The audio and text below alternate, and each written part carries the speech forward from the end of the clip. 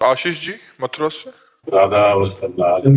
श्री हरिवंश महाराज जी, नाम जप से मनुष्य भी गुणातीत बन सकता है क्या? यदि हाँ तो हमारे कर्म जो गुण पर आधारित हैं कैसे होंगे? यदि मनुष्य गुणातीत हो गया तो कर्म कैसे कर पाएगा? राष्ट्रपति माफ कर दे तो फांसी की सजा माफ हो जाएगी कि नहीं हो जाएगी? तो फिर भगवान के नाम में अपार सामर्थ्य है। नाम लेत भव सिंधु सुखाही, करो विचार सुजन मन माही।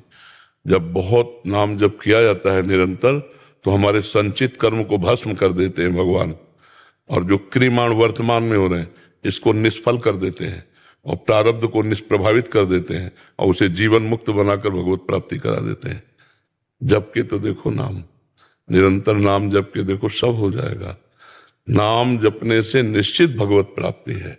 नाम जपने से इह परलोक सकल सुख पावत, मेरी सो भैया कृष्ण गुण संचु। हरिवंश महाप्रभु कहते हैं, मेरी शपथ है, विश्वास करो, मैं कसम खा के कहता हूं, यदि कृष्ण का नाम जप करोगे, कृष्ण के गुणों का गायन करोगे, तो इस लोक और परलोक में सदैव सुखी रहोगे।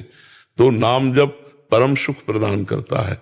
भगवान गुणातीत है, तो भगवान का नाम गुणातीत है, तो भगवान का धाम गुणातीत है, तो भगवान की लीला त्रिगुणातीत है। समझ रहे हो ना? हाँ, तो इसलिए कभी भी नाम पर तो अविश्वास करना ही मत, ही नहीं तो परमार्थ ही नष्ट हो जाएगा। जी, अविश्वास नहीं है इसमें। क्या है कि जो गृहस्थ आश्रम में है, तीनों गुणों पर आधारित है, हम कर्म कर रहे हैं, लेकिन यदि हम गुणा अगर हमारे पास पोस्टर में सब लिख रहे हो, अगर डस्टर है पोंछने वाला, तो आपको कोई संशय है क्या कि तो नहीं है? तो फिर ये डस्टर है नाम, ये सब डिलीट कर देगा।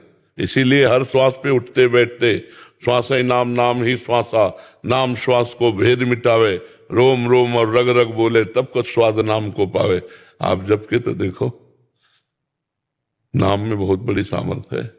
महाराज जी, नाम लेते लेते नाम कभी रुक जाए तो भगवान फिर कृपा करके स्मृति बनते। जैसे अंतिम समय कुछ ऐसी दशाएं जिनमें नाम भूल सकते हैं, जैसे मूर्छा आ गई तो नाम नहीं जप कर सकते, प्राण निकल रहे हैं तो नाम जप नहीं कर सकते, क्योंकि उस समय बहुत कष्ट होता है। जन्मत मरत दुषा दुख हुई, तो उस समय भक्त का हृदय जो भगवत चिंतन शून्य हो रहा है, तो वहां भगवान स्मृति बन के छा जाते हैं, वहां भगवान याद बन के छा जाते हैं, भगवान रूप दिखा देते और उसका कल्याण कर देते हैं। आश्रय भगवान का लिए है ना, तो हमारा भजन रुक भी जाए तो हमें भगवत प्राप्ति हो जाएगी, क्योंकि हमने भगवान का आश्रय लिया है।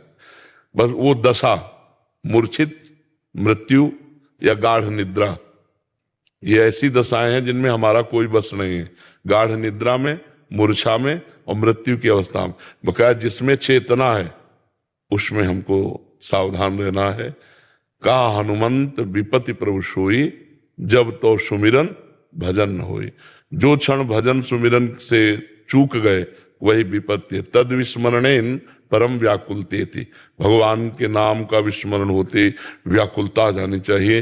जैसे मछली को जल से बाहर निकालो तो तड़पने लगती ना, ऐसे व्याकुलता होनी चाहिए।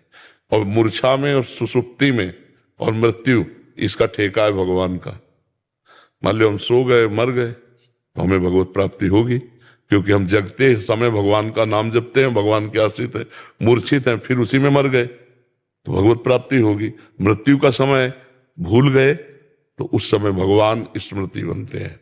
शास्त्रों में भगवान ने ये बात कही है कि जिस समय अंतिम समय भक्त का होता है, तो मैं उसकी स्मृति बनकर, जो भगवान की स्मृति जिस रूप की, वही स्मृति बनकर मैं छा जाता हूं, और अंतःमति सोगति, वो मुझे प्राप्त हो जाता है। बहुत बड़ा आश्रय होता है भगवान का, बहुत बड़ा आश्रय। भजन बल तो हमारा है, लेकिन आश्रय बल भगवान का है। इसीलिए भरोसा भगवान का और प्रयास अपना, तो सफलता हाथ लग जाती है। समझ में आ गई?